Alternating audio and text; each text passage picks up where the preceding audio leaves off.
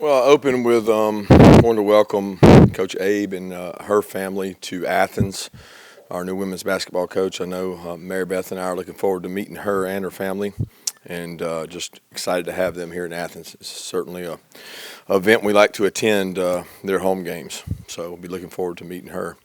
Today we finished up practice number 8, I believe, and we'll have 9 Saturday. It'll be our first scrimmage. Thought our guys really competed today. That was the challenge, to have about a 2-hour session before the scrimmage and get better. And the guys are growing. We're getting a lot of young players reps. I don't know that I can ever recall a time where we've had so many first-year players, actually mid-year players, that are getting valuable reps. You know, most of the time those guys are coming in your door, sometimes going with the threes. We got a lot of them going with the twos, and just shows the excitement that they bring, but also the kind of what we're trying to work with to get better. And I think the kids are doing a good job of that. Seeing some good leadership signs out there, and excited to kind of see what happens Saturday, because coaches go off the field and find out who can tackle. First question. You said you saw good leadership signs out there. Can we get any names about anyone stepping up?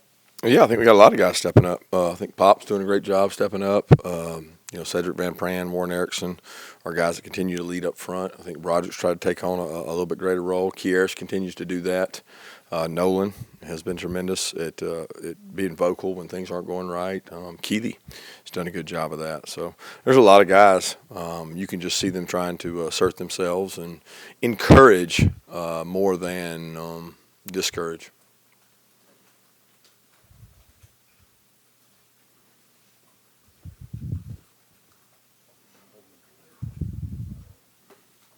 Coach, obviously, we were able to see some punt work. Was that Thorson going on some of that and some of those kicks? And can you talk a little bit about that whole style of play, style of punt? Is that something you're eager and trying to instill, or is that still got to get figured out? I don't know what you mean by style of punt. Rule style, though, it looked pretty straightforward. Yeah, it's just punting.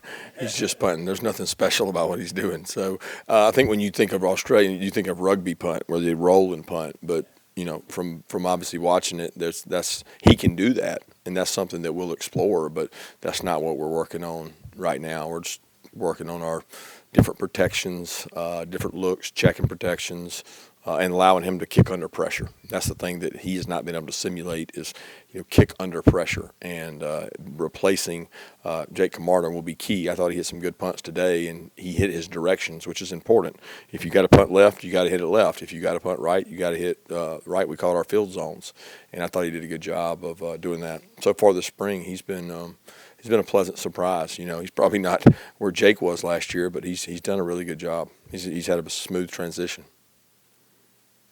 Kirby, halfway through the spring, what have you seen from the offensive guards, and in particular, Truss and Willock? A lot of reps. I mean, they've had a lot of body of work. I mean, Truss, for the most part last year, doubled as a guard tackle. He's continued to double as a guard tackle with some injuries we've had at the offensive line. So he's been forced into some tackle reps, but primarily he's gotten guard. Willock has gotten a lot of guard reps. Warren Erickson continues to get guard reps there, although we've gotten him a lot of center reps. Dylan Fairchild's got quite a few. Micah has come on and had some good practices. So, it's a great competition among a great group of guys, and to see what they can do. Devin and I think Xavier probably provide us the most size in terms of length, girth, not necessarily all weight. Micah's done a good job there, and Dylan's had a sprained ankle, and he's really competed. He's had missed a couple practices and got back out there and has pushed through it to the point of getting healthy. So he's done a good job.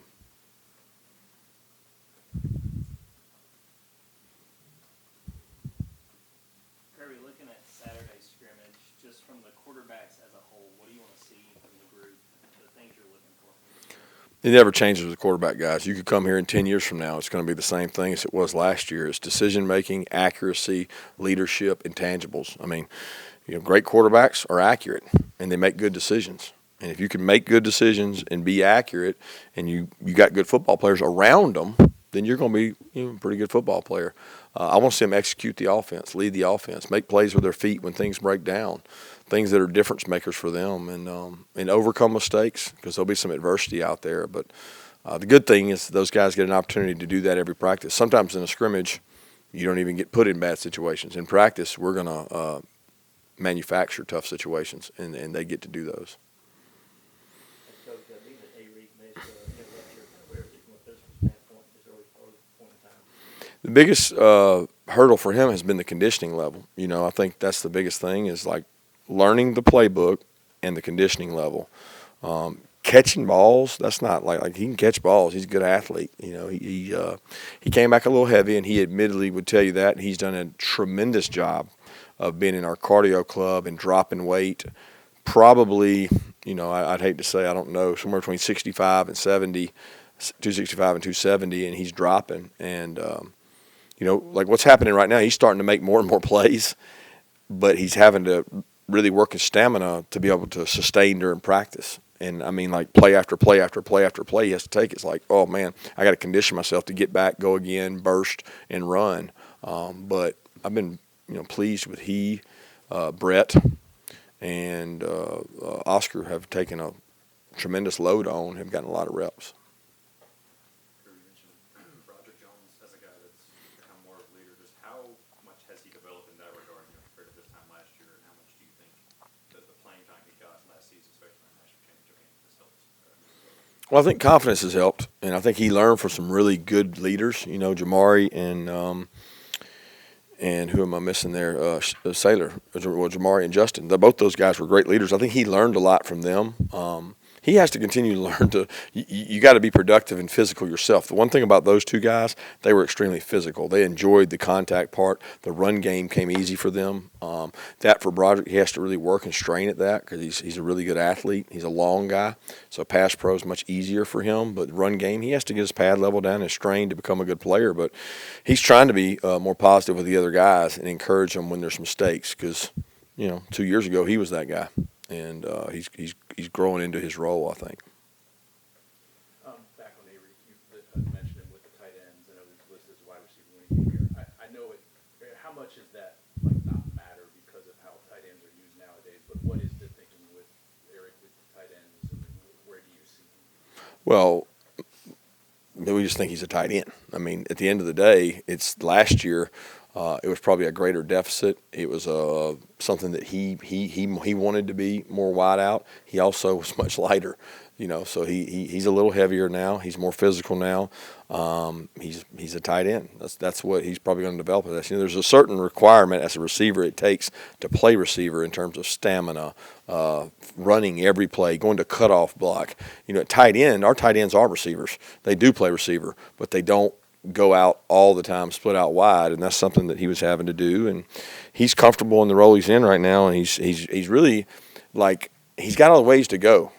He has not arrived, but he's come so far from not being able to execute a play to being able to execute a play, know what to do, and then hurry back and get the call on the next play and line up. I'm just proud of the way he's fought to learn it. He's fighting stamina out there because he's taking so many reps, and I'm really just pleased with his growth. You commended Dominick Blaylock before about how he's handled the last 2+ years of injuries and coming back. What do you think has allowed him to handle that as well as he has? Oh, he's wired the right way. This kid came up tough. He's had two older brothers that helped, toughen him up. He didn't grow up soft. He's not afraid of contact. He never complains. He just doesn't complain. And if anybody has something to complain about, it'd be him. All he does is work. And, he's probably still not to his electric in terms of vertical speed, but he's really savvy route runner. He does really well in the slot. He just made a play in 2 minutes that was a big play, a diving catch that set the offense up to win a 2-minute situation. He's getting better and he's getting more confidence in that knee, and I'm excited to see where he goes. But more than anything, I'm excited to see him get out there and play because our team takes on a lot of his resiliency DNA, and it's something we sell our players on. Kirby, I was talking with Jim Nagy about how your program's progressed and how you kind of put your fingerprints all over how it's changed. I guess he said put your spin on it. Can you give me an example or an things have changed since you've taken over the program, or different ways maybe you've kind of evolved this program from where you started? I really can't. I mean, I don't like comparisons. You know that. I don't like comparing one thing to another. And I don't really know much about how it was before because I wasn't here. We take a lot of pride in trying to do things well in terms of our discipline, toughness, all those DNA words we talk about. And we've tried to do that for a long time. And it wasn't just me. It was the first staff I hired and the men that left to help set that standard. And the men that have come in have continued that standard. But I don't know that there's a glaring example. It's just day-to-day hard work. And if you work hard each day, then you'll sign good players. Your kids will graduate, and you hold them accountable. That's what you try to do to develop a good program. And I think we've started to do that. We've been pretty consistent, and that's one of my big pet peeves is how consistent can you be in your performance and the way you work, and it shows hopefully in wins and losses, and also the players we develop. Coach, I'm asking about a couple of players. C.J. Washington, I understand, was hurt. And also, do you have any update on E.J. Lightsey since his incident last month? Yeah, C.J. Washington had a really tough injury, and I actually didn't see the hit that happened. It happened late, almost right out of bounds, and I turned to walk away and heard some oohs and ahs, and then he was face down at practice, and I thought our medical staff did a tremendous job getting to him quickly. He was concussed. He's got a neck injury, and we don't know the complete severity of that or the length of time it'll take to recover. But what we do know, he's got all his extremities. He can walk. He was out at practice today. He's going to be in a neck brace for a while. But he's got a great spirit. I mean, he's smiling, laughing, cutting up over here every day. He misses it, but I don't know what that timeline is for recovery. He's meeting with several doctors tomorrow, so we should know more. And E.J. Lightsey has come up and seen us, I know, with his coaches a couple times, and had a really unfortunate incident where he was kind of a innocent bystander and got hit by a stray bullet in several of them.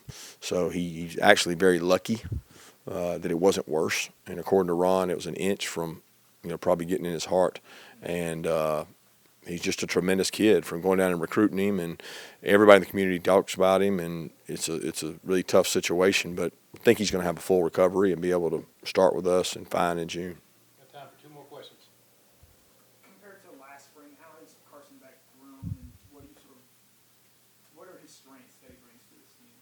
Well, I think he has really good composure. Carson's never up, never down. I think that's a great quality on a quarterback. I've seen, guys that are emotional and up and down like a roller coaster. He's pretty even keel. And to be honest, most of our quarterbacks are. There's no guy out there that loses it one way or the other. But he does a good job being very even keeled, and I think he understands the system. He's another year in the system, so it comes natural to him. He's not nervous about what the huddle call is, what's my read, what's the motion, what's the shift.